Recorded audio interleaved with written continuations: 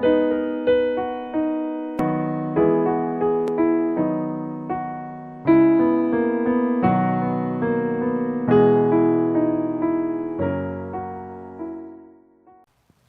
día, como ustedes ya saben, ya lo hemos mencionado antes, pero el día de la Reforma Protestante es oficialmente conocido como el 17 de octubre de 1500, el 31 de octubre de 1517, cuando Martín Lutero clava allí las 95 tesis en las puertas de la iglesia de Wittenberg. Y muchos piensan que ese es el inicio de la Reforma, ese momento.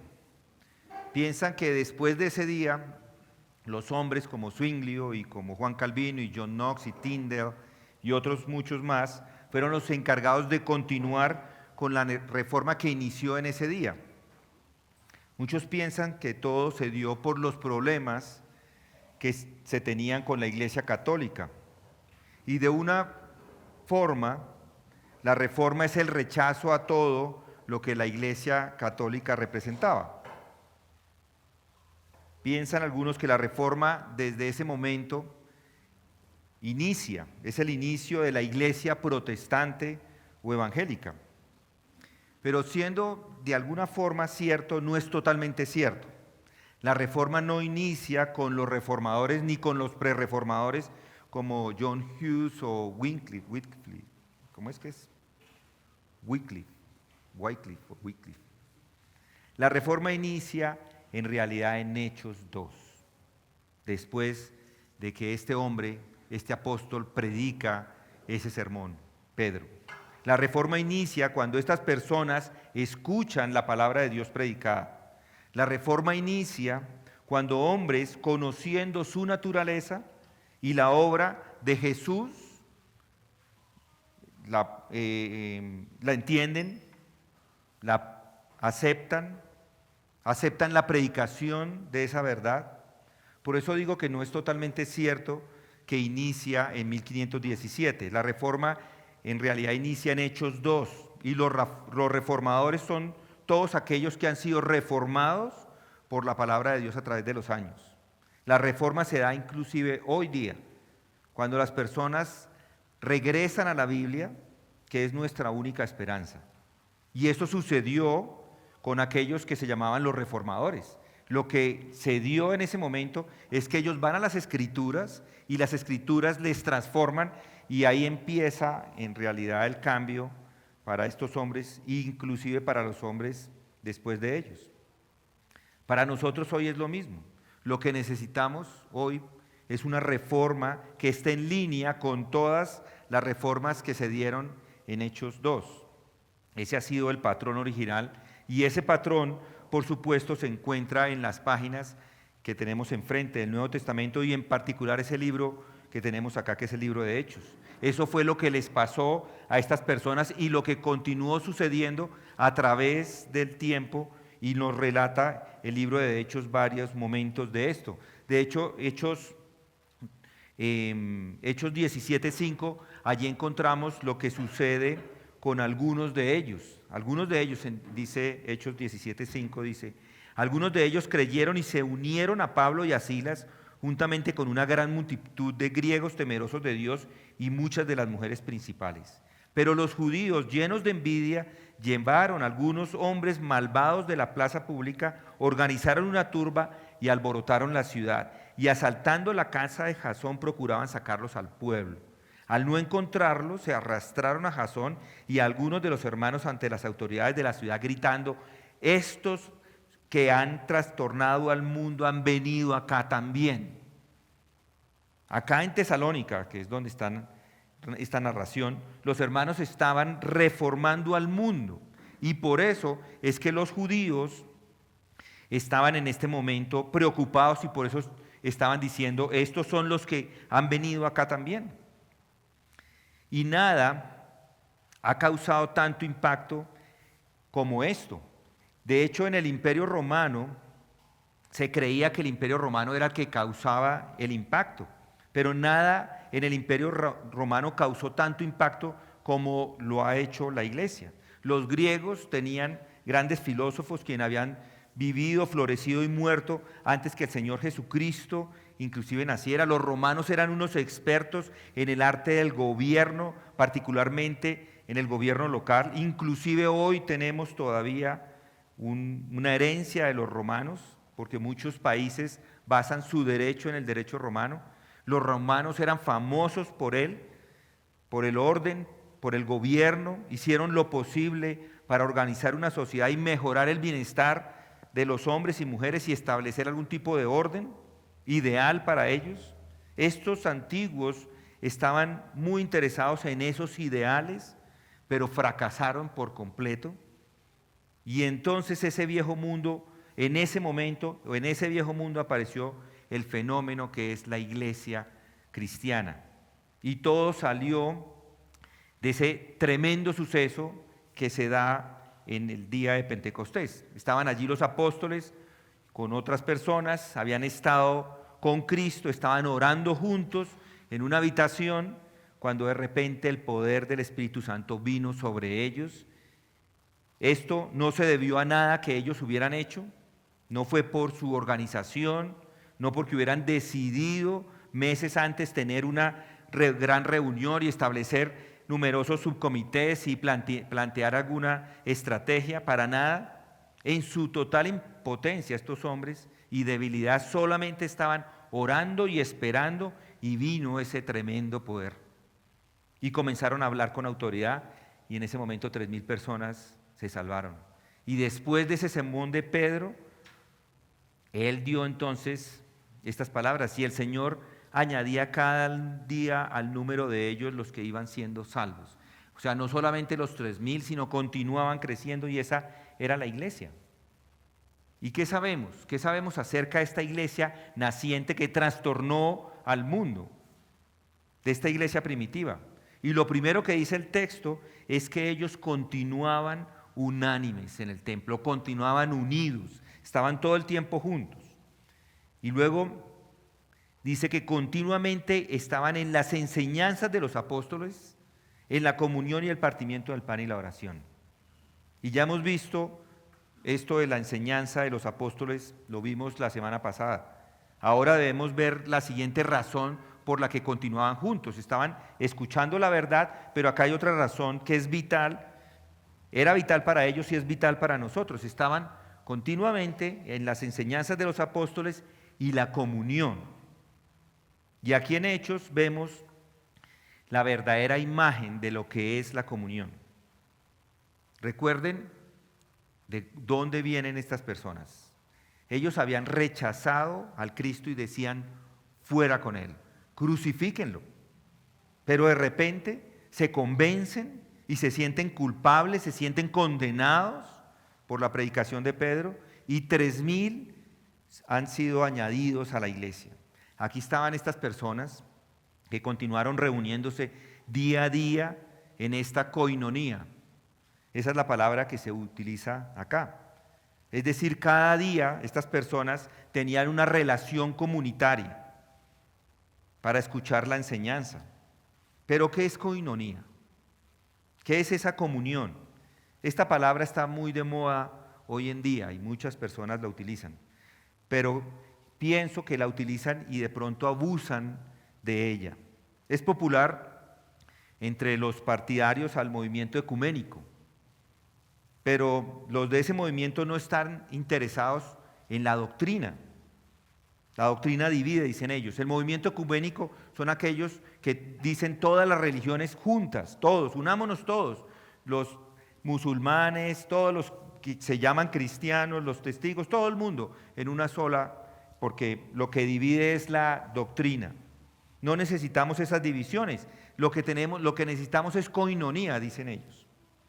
Hoy uno se encuentra con muchas nociones extrañas con respecto a lo que esto significa, la comunión. Pero la comunión significa, como les voy a mostrar, una unidad muy profunda. Y es muy diferente a lo que los ecuménicos y muchos otros entienden por comunión.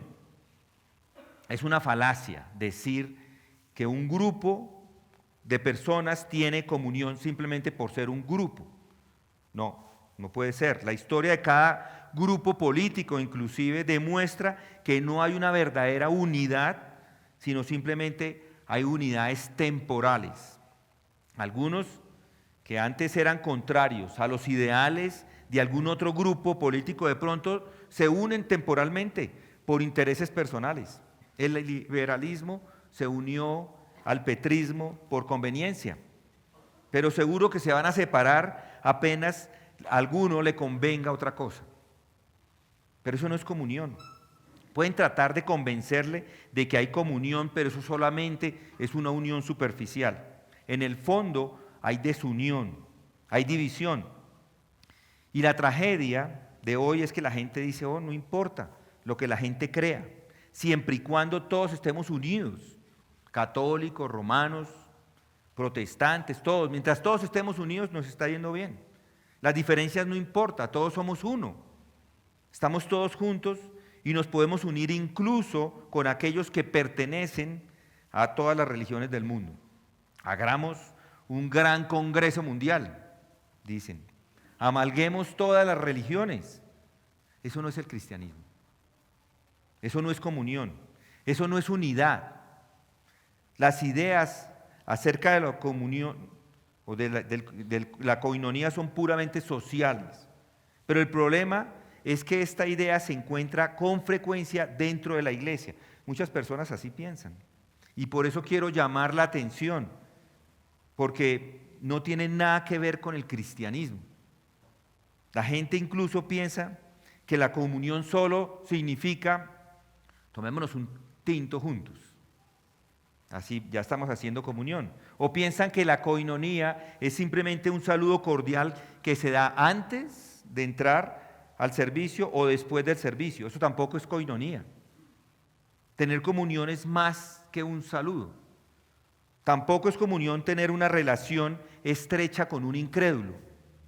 Es posible que sean muy amigos de personas externas a la iglesia y de pronto mucho más amigos de esas personas que los que están en la iglesia. Pero eso no es coinonía tampoco.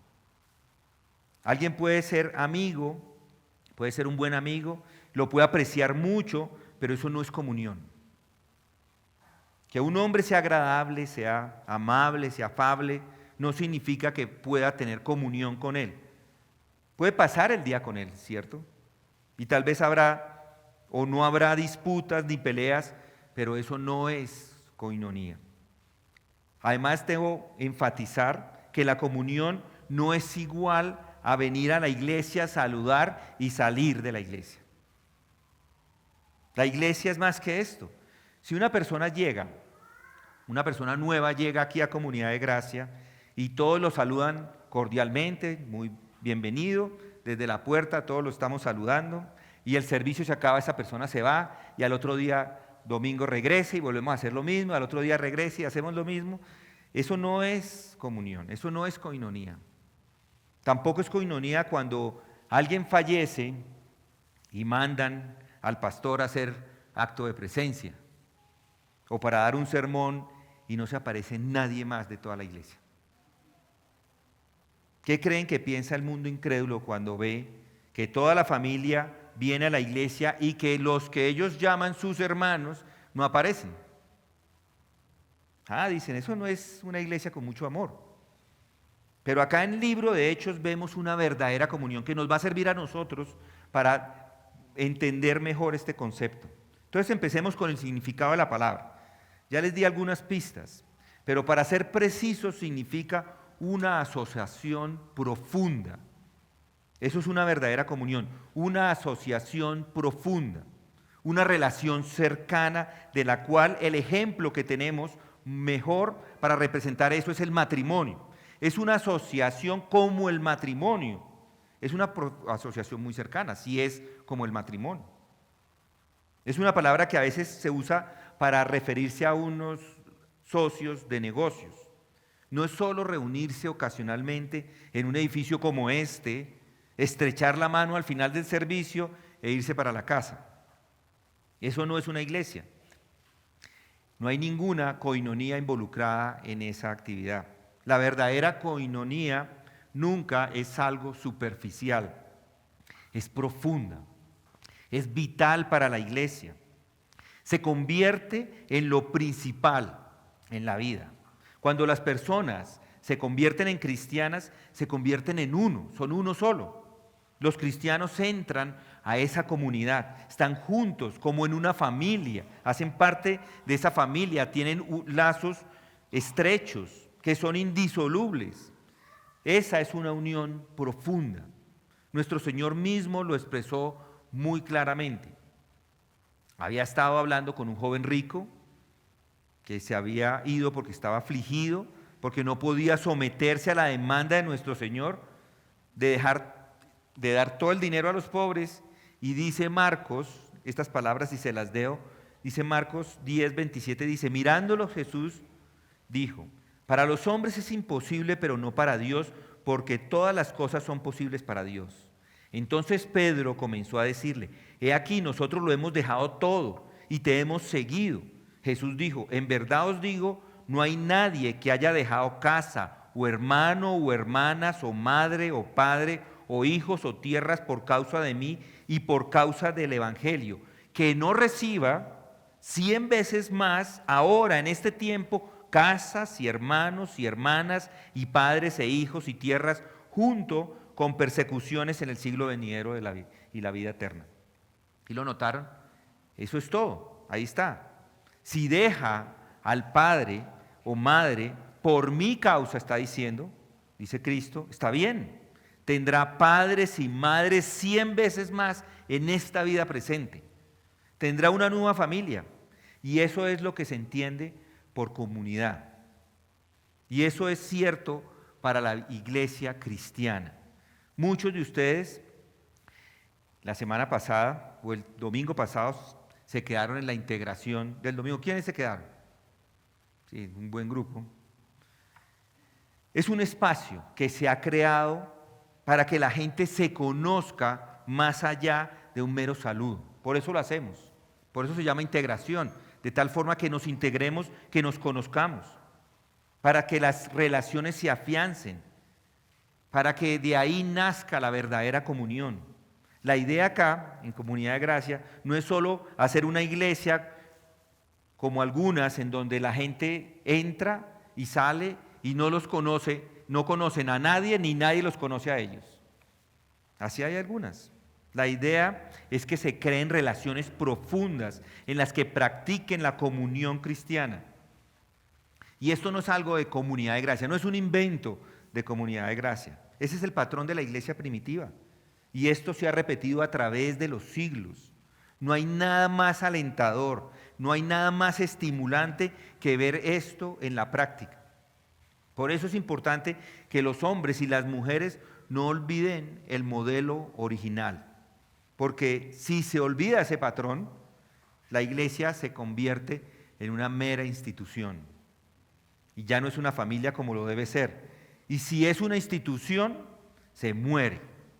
Puede llenarse de dinero, puede obtener un gran poder político. De hecho, hay varios líderes de iglesias en el gobierno, pero eso no tiene nada que ver con la iglesia.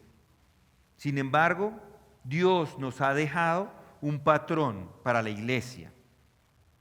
Por eso la verdadera iglesia revive, hay un reavivamiento de la iglesia cuando continúa, cuando hace ese patrón original.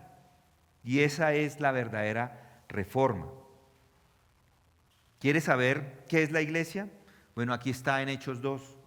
Mire esas personas haciendo iglesia, lo que ellos hacían. Se reunían todos los días y se dedicaban continuamente a las enseñanzas de los apóstoles, a la comunión, al partimiento del pan y a la oración. Esas actividades comenzaron a extenderse y la gente se asombraba. Había movimiento, había poder en lo que estaban haciendo y la gente decía: ¿y qué es lo que está pasando en esta iglesia? Ojalá pueda tener yo eso mismo. Por eso debemos nosotros aquí replicar el modelo bíblico de lo que es la iglesia. Por eso, estas personas, o hay muchas personas, digamos, mejor, o tal vez no muchas, hay algunas personas que nos preguntan: ¿hay alguna iglesia de doctrina sana en Bucaramanga o en Pasto o en la ciudad que sea? ¿Hay alguna iglesia a la que pueda ir donde tenga lo mismo que ustedes tienen allí? Yo les digo, pues en este momento no. ¿Y por qué lo hacen? Porque quieren tener una comunión parecida a lo que hay acá. No es el edificio, no es tener un edificio como este. La comunión se da en cualquier lugar, en donde sea, en donde se encuentren los cristianos. Pueden ser las montañas de Silvia o los llanos orientales o las montañas de Boyacá, en cualquier parte. Ya les he contado en el pasado que hace unos 5 años fuimos con mi esposa a Silvia, eso queda en el Cauca. Para llegar allí, primero hay que ir hasta Cali, después por carretera hasta el camino hacia Popayán, llega hasta un pueblo que se llama Silvia, y desde allí hay que tomar una serie de trochas para llegar a unos resguardos indígenas que fuimos a visitar. Allá vive una comunidad de indígenas guambianos. Allí ellos tienen una comunidad cristiana, son comunidad y son cristianos. Hay una iglesia, al lado de la iglesia se encuentra una cocina y allí preparan el alimento para muchos dentro de la comunidad y tienen un comedor y comparten el alimento allí. De hecho, comparten hasta con los visitantes. Recuerdo que ese día fritaron unas truchas y con Julia nos dieron el cuerpo de la trucha y unos de ellos se comieron la cabeza de la trucha, que yo no sé qué le saca uno una cabeza, pero ellos compartieron su alimento con nosotros y nos hicieron sentar en su comedor, en donde la hoguera está en el centro de este recinto, y nos hicieron sentir como parte de la familia, y nosotros apenas estábamos yendo.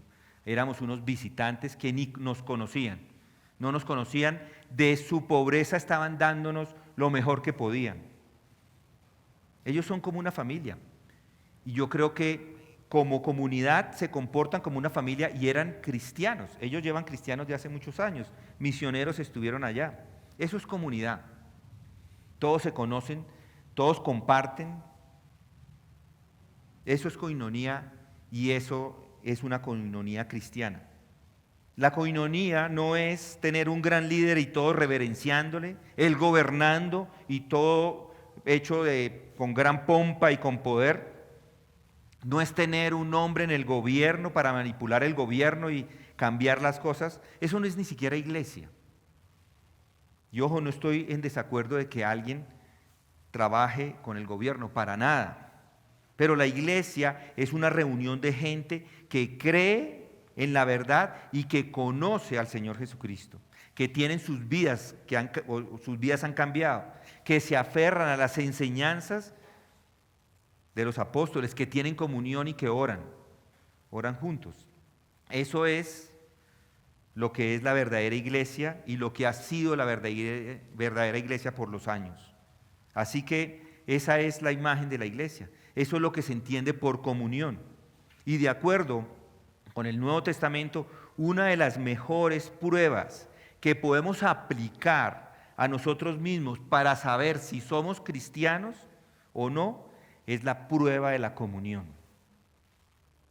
¿Te gusta saber si es cristiano o le gustaría saber si es cristiano? Eso es lo más importante en realidad que una persona quisiera saber. No puede vivir verdaderamente y ciertamente no puede morir verdaderamente a menos que sea un cristiano. Pero ¿cómo lo sabe? Aquí está la prueba, aquí está la respuesta. Sabemos que hemos pasado de muerte a vida porque amamos a los hermanos. Primera de Juan 3:14. ¿Qué quiere decir Juan con esas palabras? Él quiere decir que hay amor por la comunión con los hermanos. En el momento que estos 3,000 se convirtieron, se unieron a la comunidad. Nada podía mantenerlos alejados.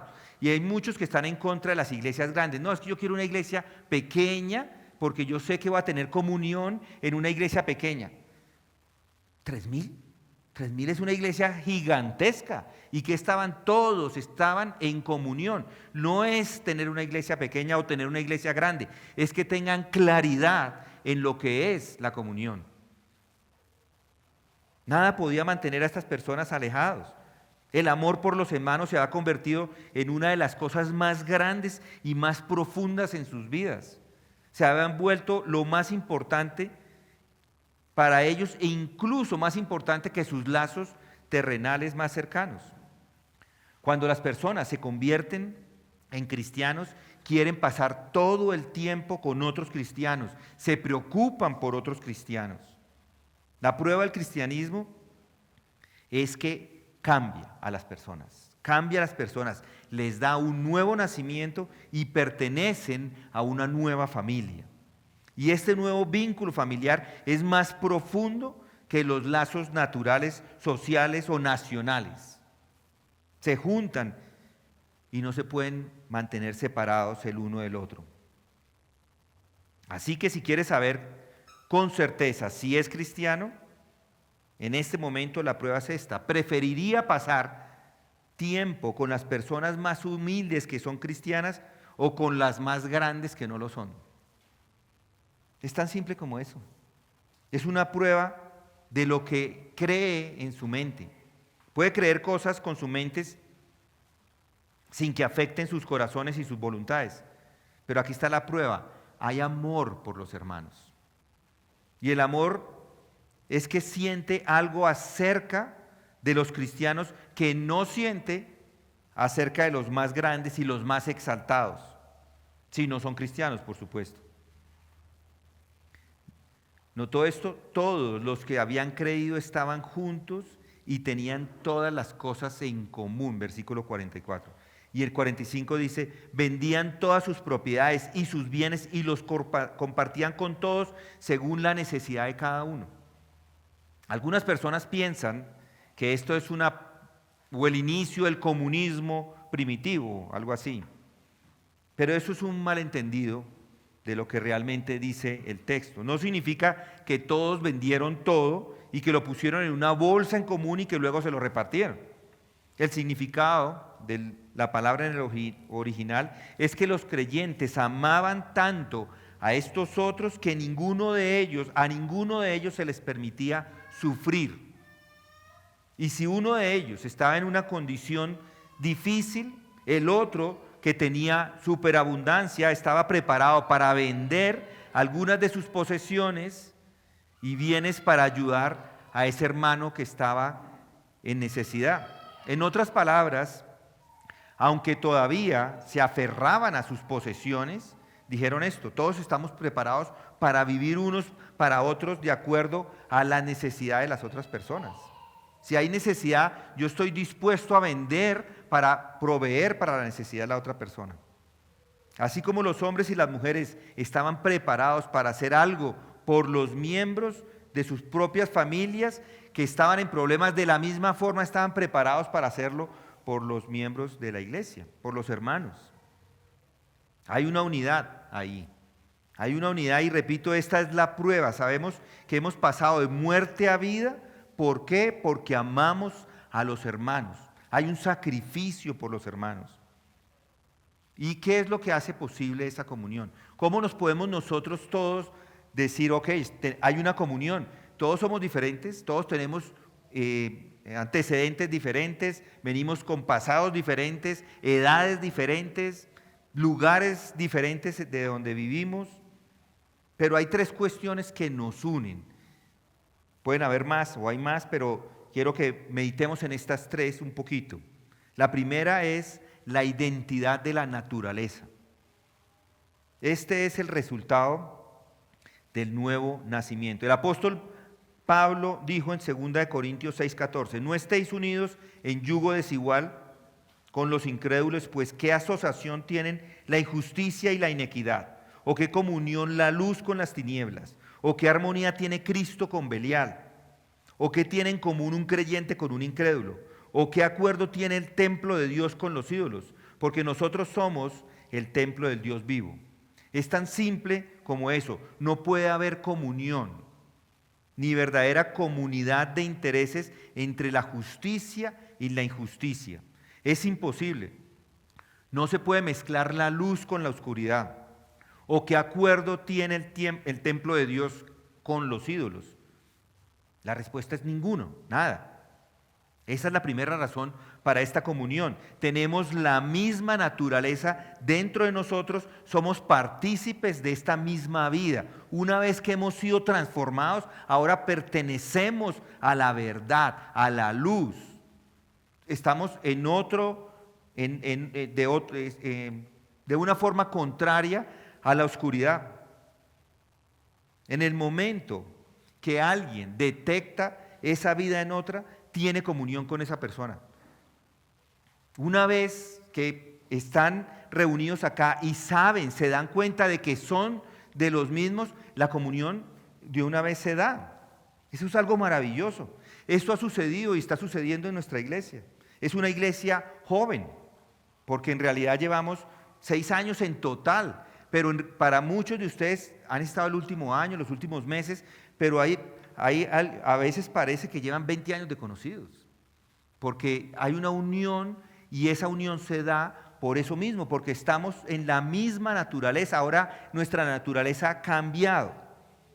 Vienen de diferentes lugares, diferentes niveles educativos, hasta diferentes países, pero actúan como si fueran conocidos de años, porque tienen la misma identidad y la misma naturaleza.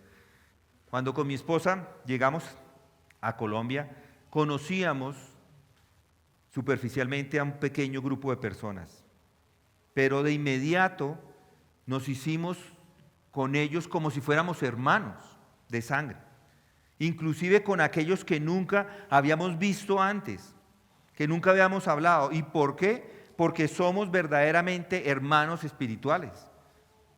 Y un hermano reconoce a un hermano. Los hermanos saben de inmediato que tienen comunión con los otros hermanos. No importa cuál sea el color, no importa cuál sea la ropa, hablan el mismo idioma.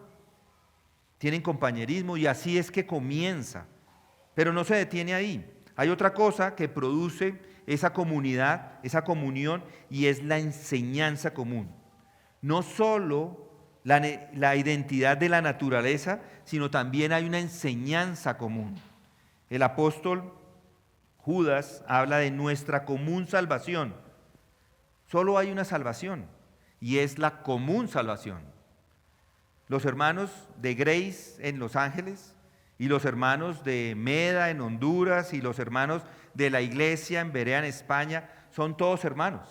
Todos hacemos parte de la misma salvación. Tenemos un acuerdo fundamental sobre las enseñanzas básicas. Estamos de acuerdo acerca de Dios, estamos de acuerdo acerca de lo que significa el pecado. Estamos de acuerdo de quién es el Salvador. Estamos de acuerdo sobre la vida, somos todos uno. Y además, también enfatizaría como tercero, un sentido de confianza. Si hay alguna duda acerca de otra persona, entonces no hay comunión. La confianza y la comprensión mutuas deben existir y se puede lograr dentro de la comunión cuando alguien abre su corazón a otra persona, por ejemplo.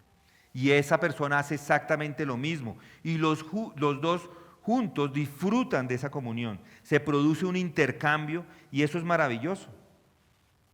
Es como una familia en su mejor momento. Esas características entonces son la base de esta comunión y se desarrollan así, dice, y se dedicaban, esto era lo que hacían, y se dedicaban continuamente a las enseñanzas de los apóstoles, a la comunión, al partimiento del pan y a la oración. Estos nuevos creyentes tenían la misma perspectiva, tenían los mismos intereses, y eso se volvió para ellos lo más importante en esta nueva vida que habían recibido. El día anterior era otra cosa, diferente. Posiblemente estos judíos estaban principalmente interesados en cuestiones políticas, en cómo deshacerse del yugo romano, cómo deshacerse de las injusticias, y no hay nada, no estoy argumentando en contra de ello, no hay nada de malo en que estén interesados en deshacerse de eso. De hecho, las personas pueden estar interesados en la política y deberían estar interesados. Dios ha ordenado al gobierno para que mantenga de un lado el mal y el pecado, que los mantenga dentro de sus límites. Debe estar interesado, pero la política no es el principal interés del cristiano. No, es esta nueva vida. Y por eso es que estas personas se reunían y tenían esa comunión. Querían saber más y más al respecto de las otras personas. No lo habían tenido hasta ese día. Pero ahora que lo tenían, sabían que era algo maravilloso y que todo había cambiado para ellos. En muchos sentidos, uno de los mejores resúmenes de todo el Nuevo Testamento, de esta nueva perspectiva, es la que nos da Pedro. El mismo Pedro que predicó ese sermón de Pentecostés, él dice en 1 de Pedro 2, 11 y 12, dice: amados, os ruego como a extranjeros y peregrinos que os abstengáis de las pasiones carnales que combaten contra el alma. Mantened entre los gentiles una conducta irreprochable, a fin de que en aquello que os calumnian como malhechores, ellos, por razón de vuestras obras, al considerarlas, glorifiquen a Dios en el día de la visitación. Mirad, aquí dice Pedro, porque sois cristianos, sabéis que sois extranjeros y peregrinos en este mundo. Y esta es una de las primeras cosas que el cristiano se debe dar cuenta. Esta gran ambición que tienen los hombres de este mundo por establecerse acá. Para ellos este es el único mundo. Dicen, y lo que hay que hacer es cómo mejorarlo. Todo el tiempo están hablando de cómo se puede mejorar este mundo. No piensan en la muerte, ni que la muerte va a llegar muy pronto. No se preocupan por nada, solamente vivir el momento. Hakuna Matata. Pero cuando los hombres y las mujeres se convierten en cristianos, se dan cuenta de que son nada más que extranjeros y peregrinos en este mundo. Solo están de paso. Y dicen, no debo entregarme a eso porque esta vida es una vida plástica. Ya no va más. Esta vida se va a acabar mañana. Y entonces, ¿qué dice Pablo? Nuestra ciudadanía está en los cielos. Eso es lo más importante, Filipenses 3:20. Toda la visión de los cristianos sobre este mundo y su vida es una visión revolucionaria. Una vez vivieron para el mundo, eran del mundo, pero ya no, han sido separados del mundo. Pedro usa estas grandes frases: pero vosotros sois linaje escogido, real sacerdocio, nación santa, pueblo adquirido para posesión de Dios, a fin de que anunciéis las virtudes de aquel que os llamó de las tinieblas a su luz admirable. 1 de Pedro 2:9. ¿Estaban en dónde? En la oscuridad, y tenían amistades y comunión con la oscuridad, con las tinieblas. Pero han sido sacados a la luz y ahora tienen relaciones con la gente de la luz. Se dan cuenta de que son una persona nueva, que ya no pertenece a la oscuridad. Están en un nuevo reino. Y de nuevo, como dice Pedro, pues vosotros en otro tiempo no erais pueblo, pero ahora sois el pueblo de Dios. No habéis recibido misericordia, pero ahora habéis recibido misericordia. Eran solo unos rebeldes, irresponsables, sin entender, sin saber, viviendo como animales, pero han sido sacados de eso. Y naturalmente, las personas que son conscientes de dónde han salido son las que se unen. Eso no significa que sea perfecto, ni que no pueda caer ocasionalmente en pecado, ni que pueda de pronto pecar en contra del hermano, pero no vive allí. Estas personas se reunieron no solo porque no pertenecían a la oscuridad, sino porque se dieron cuenta de la dignidad y el valor de esta nueva vida, y eso los llevó a la unión.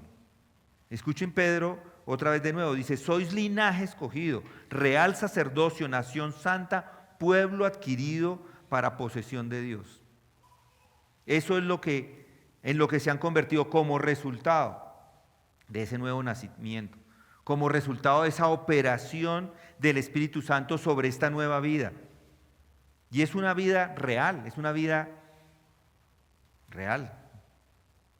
Un hijo de Dios pertenece a la casa de Dios, es un miembro de la familia real. Entonces, darse cuenta de eso es importante. Y la pregunta es, ¿quiere pasar tiempo con los otros miembros de la familia real? Si la respuesta es sí, pues hace parte de ellos. Tiene un sentido de dignidad que nunca antes tuvo. Esto es lo más importante. Algunos de ustedes puede que sean aquellos que todavía están viviendo en este mundo presente para la oscuridad y para el pecado. De pronto, aquí en medio de nosotros, de pronto algunos de los que están escuchando. Y si muere, así seguirá pasando toda su eternidad. Solo que el sufrimiento será mucho mayor de lo que es ahora. En ese momento ya no habrá oportunidad para cambiar. Ya no puede hacer nada al respecto. Por eso, arrepiéntase. Arrepiéntase de sus pecados. Usted puede ser, si no ha creído, ser un hijo de Dios hoy. Puede convertirse en un miembro de esta generación escogida. Puede convertirse en uno de los sacerdotes de este reino. Puede convertirse en un miembro de la nación santa. Puede convertirse en una persona que es el objeto del cuidado y del amor de Dios. Él va a contarle todos los cabellos de su cabeza. Él le va a dar una nueva vida, un nuevo poder, una nueva fuerza. Y eso es posible para usted. Es posible que muera como un hombre o una mujer y que después de la muerte tenga una herencia eterna. Y eso es la iglesia. No es una institución pomposa que siempre está lista a venderse a los grandes hombres. No, no. Está formada por personas sencillas y desconocidas, pero que son el pueblo de Dios. ¿Es eso cierto para usted? ¿Se deleita en este tipo de compañerismo? ¿Quiere saber más acerca de estas cosas? Estas son las preguntas que se hacen los cristianos. ¿Qué es lo primero? ¿Qué es lo más importante? ¿Para qué vivo? ¿En qué confía? ¿Cómo enfrenta la vida? ¿Cómo va a enfrentar la muerte? ¿Cómo va a enfrentar a Dios? Esas son preguntas grandes, gordas. ¿Qué más importa? ¿Qué es lo que más importa en esta vida? Algunos se molestan por el aumento del pecado o su corazón se llena de dolor por los pobres que están sufriendo. Algunos simplemente se molestan con los jóvenes, les da lástima porque ellos están siendo capturados por las adicciones, porque nunca han oído escuchar de Dios y de Cristo y la posibilidad de ser hijos de Dios. ¿Su corazón sangra por ellos? ¿Quiere mostrarles esta luz? Yo creo que eso nos anima a mostrar esta luz a estas personas. Esa es la palabra de vida que les puede dar vida a ellos. Las personas se unen en comunión para poder brillar más intensamente y mostrar a esta generación malvada en la que se encuentran. Que hay un camino, por eso estamos acá, para mostrar que hay un camino del cual no saben nada, y es el camino de Dios, el camino de Cristo, el camino de la vida, el camino de la salvación eterna. Sabemos que hemos pasado de muerte a vida, ¿por qué? Porque amamos a los hermanos. ¿Es la Biblia, son las Escrituras el libro más importante para usted? Los hijos de Dios vienen primero antes que todos los demás, sin importar quién sea. Que Dios nos dé, es mi oración, la honestidad para podernos examinar a nosotros mismos. Eso es el cristianismo, eso es la iglesia, esa es la vida de la iglesia, esa es la forma de vivir, es la única forma de vivir y esa es la enseñanza que tenemos aquí en estas escrituras. Es una enseñanza que nos está preparando para morir gloriosamente. Pertenece a la comunidad. ¿Qué nombre le tenemos a la iglesia? Comunidad de gracia. ¿Qué nombre tan bien puesto, no les parece? Comunidad de gracia. Por eso somos de la comunidad de gracia. Porque creemos firmemente en la coinonía. Si pertenece a la iglesia, gracias a Dios. Si no, pídale a Dios que le traiga de afuera de la iglesia hacia adentro. Dígale que no entiende de lo que estoy hablando, que son cosas extrañas, pero dígale que le gustaría saber más Pídale que le ilumine por su espíritu. ¿Y sabe qué va a hacer Él? Lo va a hacer. Si es honesto y si realmente quiere esta vida de comunidad, pregúntele a Él y Él se la dará. Y una vez que la tengan, entonces amará a los hermanos y codiciará esta comunión por encima de todo y por encima de las demás personas. Vamos a orar, por favor. Padre, hoy te agradecemos porque nos has animado a cada uno de nosotros a valorar la comunión, la coinonía, Señor. Ayúdanos a no solamente valorarla, sino a ponerla por obra, a ser amorosos con los otros hermanos. Que nuestro pecado no sea una piedra de tropiezo, sino que por el contrario, Señor, tú nos ayudes a entregarnos enteramente a los hermanos de la manera que tú esperas. No permita, Señor, que miremos las cosas y apreciemos las cosas de este mundo, sino por el contrario, que siempre estemos anhelando el bien mayor que eres tú, tu espíritu y el deseo por tener esa comunión con tu Hijo Jesucristo. En el nombre de Cristo te lo pedimos. Amén.